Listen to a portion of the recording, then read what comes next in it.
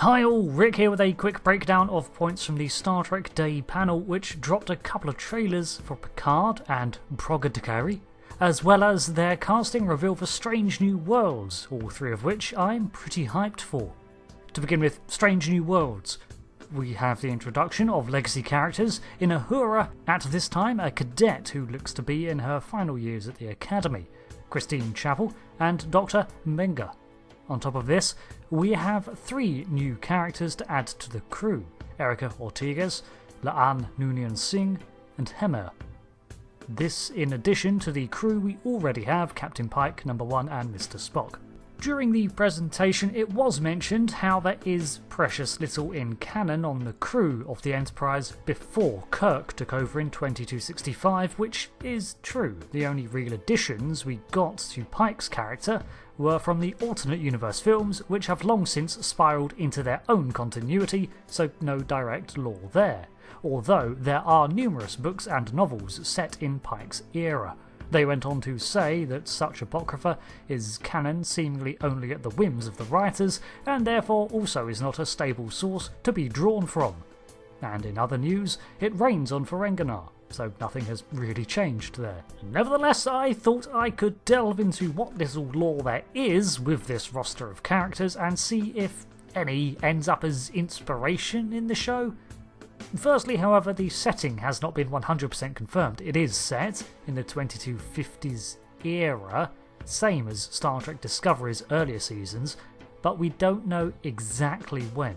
Discovery departed in 2258, so it's most likely post-Red Angel, which gives us a 7-year span before the Enterprise has to be handed over to the rising James T. Kirk. If so, it looks like the uniforms were updated from the naval blue and even the asymmetrical coloured ones seen in Discovery, to ones that are ever more slowly creeping closer to the TOS era style.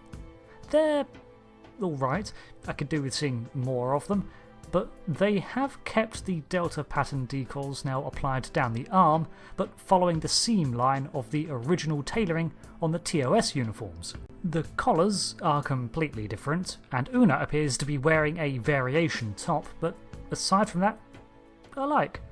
It was also said that they are still sticking with the visual overhaul of the show to modernise the look, which I don't mind as long as it's done right, which is an easy thing to say, so let me explain.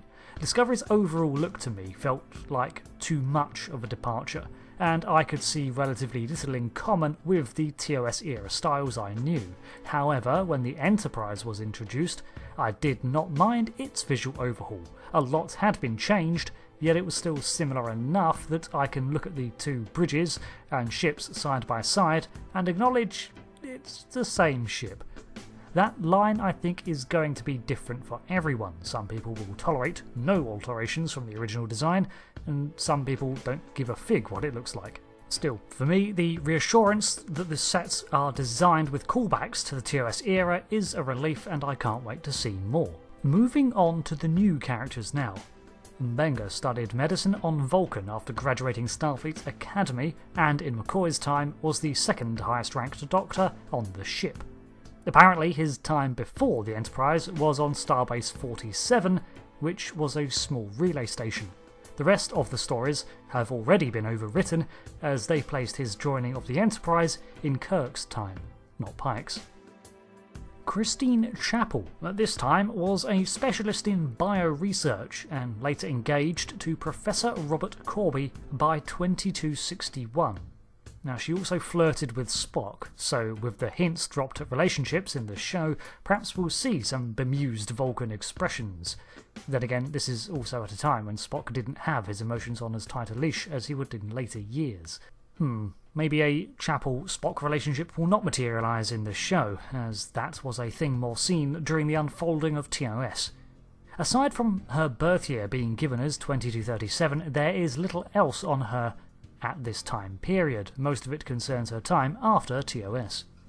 Nyota Uhura's graduation from Starfleet Academy was mentioned as 2261, so at the latest, this could date the show as 2260, with Cadet Uhura in her final year of the Academy, which is often when they get assigned to starships. She was a lieutenant by 2266, and in the interim, other stories have her serving on the USS Ahriman, Potemkin, and then the Enterprise in 2262, so she may be a temporary crew member, or they might just ignore those other vessels to have her on the Enterprise since graduation. Hey, didn't the Kelvin films also portray a relationship with Spock? So, oh my god, is this going to be the Spock love triangle show? As for Hemmer, he looks to be an Aenir, the Andorian offshoot race with telepathic abilities. Granted, this is based entirely on speculation, as we see no psionic powers, but he has the pale skin and visual disability as many Aenir do. I would be all up for this, as it would be the first time since Enterprise where we get to see what the Aenir got up to after their possible reintegration into Andorian society. Or he could just be an Andorian. As for Noonien-Singh, there's nothing important there, right? Honestly though, this is prior to Space Seed and Khan's rediscovery, so all that is known of him is his legacy in the Trek universe as a dictator and conqueror. I imagine someone with that name may be carrying around a lot of baggage. But for context, Khan rose to power in the future year of 1996, 265-ish years ago in Trek time. Probably a descendant or something, but I like characters that have that shadow over their past that others try to use to define them with, and I hope that plays a role with this new character. As for Ortegas, I think she's entirely new, so I have no idea beyond what we see on screen. Red shirt, probably operations, sat at the helm, so probably a navigator, tactical officer or some such. So with those looks into the characters, I'm curious to see what is used, scrapped and reinterpreted into the Strange New Worlds show. There really is little established lore for them, even Uhura before her posting on the Enterprise as its communications officer.